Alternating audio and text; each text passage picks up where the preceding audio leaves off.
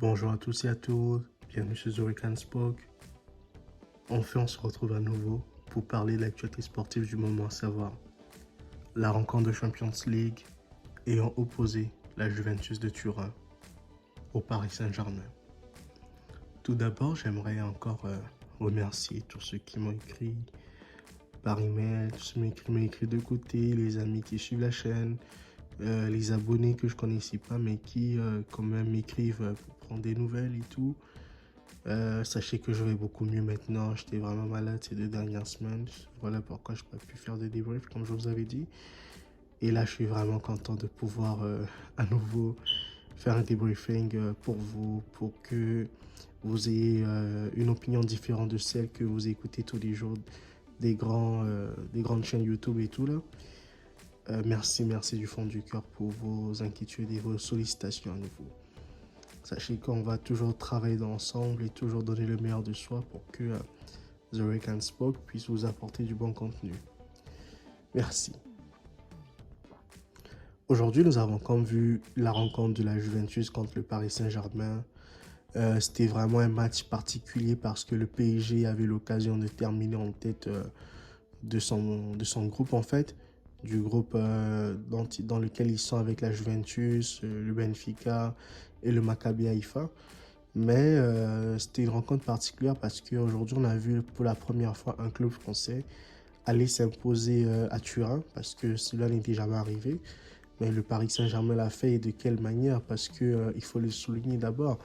On a vu un Kylian Mbappé monstrueux, un Kylian Mbappé comme toujours, hein, l'homme des grands matchs, un homme qui aime les grandes rencontres, un Kylian Mbappé qui ne se cache jamais quand il s'agit des grandes rencontres de Champions League.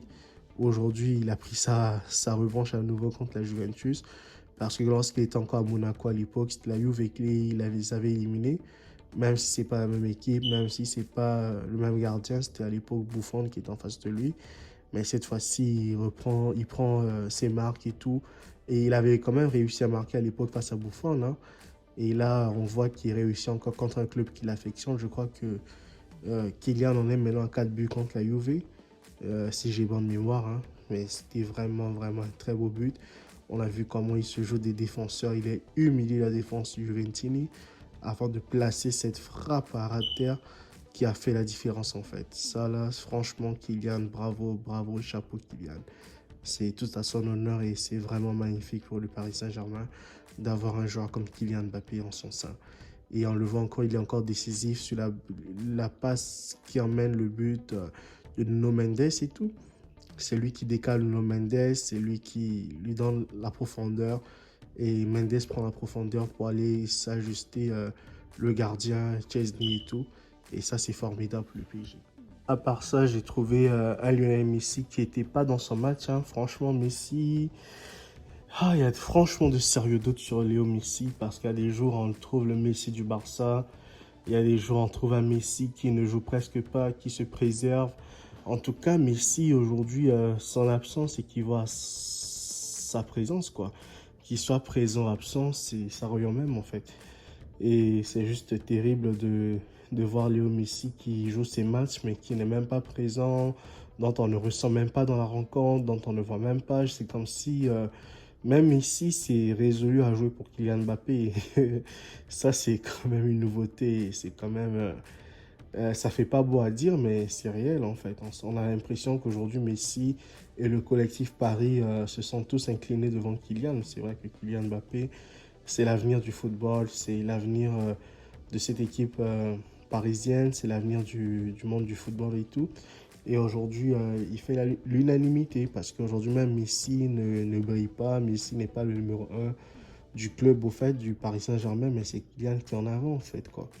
Et franchement, c'était vraiment un très bon match, d'autant plus parisien que Juventini, parce que les Parisiens, la première mi-temps n'a pas été bonne, mais la deuxième mi-temps, ils ont su quand même jouer. La première mi-temps, ils se sont fait bouffer, comme on dit.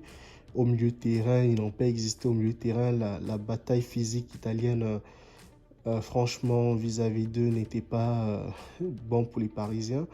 Même si au retour des vestiaires, ils ont fait des bonnes choses, ils ont réajusté le schéma, ils ont réajusté leur tactique et tout. Et Bonucci qui marque un beau but, que Donnarumma il laisse passer la balle, hein, il n'arrive pas à la capter. On ne peut pas en vouloir Donnarumma.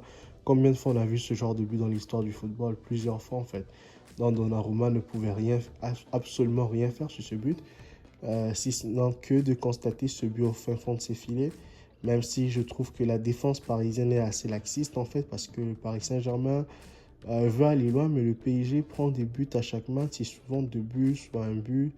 Et c'est pas bon pour un club qui prétend gagner la Champions League en fait.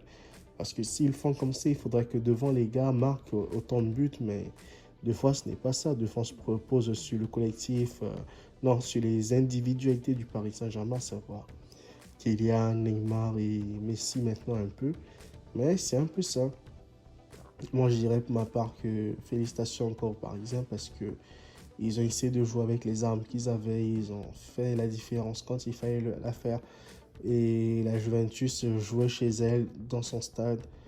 Et la Juve n'a pas su s'imposer. Tant pis pour elle, tant pis Massimiliano Allegri. Ça fait quand même, c'est historique hein, de voir la Juventus faire une Champions League et ne gagner qu'un seul match sur 5, c'est-à-dire une victoire, 5 défaites pour la Juve. Ça là, c'est vraiment, vraiment, vraiment rare. Je crois que c'est le plus mauvais bilan de la Juve en ce moment, hein, en Champions League, sur la scène européenne. Franchement, je ne pense pas que cela soit déjà arrivé avant. Ça, c'est comme une insulte à Del Piero, à Trezeguet, à Pavel Nedved, à tout ce monde qui a marqué l'histoire de la Juve. Zidane, Deschamps, tous les grands joueurs, Edgar Davids, sont des gars qui ont marqué la Juventus. Là. Mais voir que ce club aujourd'hui est réduit à néant, à zéro, c'est quand même terrible. Ça pose problème en fait. Et cela étant parce que cette année, le groupe était relevé. On a eu des belles rencontres, des belles affiches.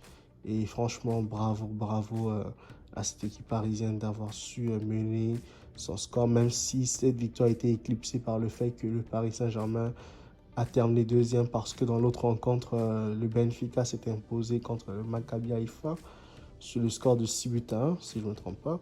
Et franchement, bravo, bravo Paris Saint-Germain, bravo pour ce parcours, bravo pour, on va dire quoi, cette place-là. Elle est méritée, elle est une deuxième place méritée parce que si tu n'arrives pas à battre Benfica, qui était franchement largement à la portée du Paris Saint-Germain, ben, il faut s'en prendre qu'au Paris Saint-Germain, en fait, parce que le PSG avait le match entre ses mains face à Benfica. Si Verratti ne fait pas cette faute stupide qui emmène l'égalisation de Jean-Mario sur penalty, mais le PSG était déjà qualifié là. Le PSG pouvait terminer premier de sa poule. Et aujourd'hui, on se dit même encore, ça sert à quoi de terminer premier de poule si demain tu vas terminer premier, tu vas aller rencontrer une grosse équipe. Hein, le Paris Saint-Germain, l'année passée, ils l'ont fait. À chaque fois qu'ils terminent premier, ils tombent toujours sur du plus lourd qu'eux, qui les élimine très rapidement. Donc, je pense que ces superstitions-là, de terminer premier ou deuxième à ce stade de la compétition-là, ça n'a aucun sens. Même si le PSG peut jouer Manchester City en huitième de finale dès maintenant, ben, bonne chance à eux. Franchement, nous, les amoureux du ballon rond, on aime les belles rencontres. Et si le PSG joue City à nouveau, ben, j'espère que le Paris Saint-Germain aura résolu ses failles, aura appris de ses erreurs quand elle jouait avec City à l'époque. Et que cette fois-ci, ça va comme donner une belle rencontre et tout. Et que Paris va pouvoir enfin s'imposer face à City. Mais c'est avec Erling Haaland en face, mais il y a quand même Kylian Mbappé en face aussi. Donc, c'est ça.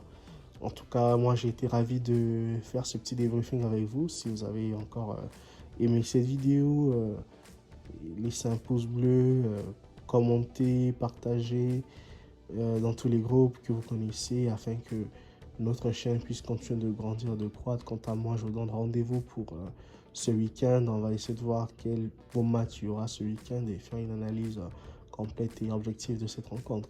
Allez, moi je vous dis à très bientôt et restez scotchés sur The Rick and Spoke. Moi je vous dis bye.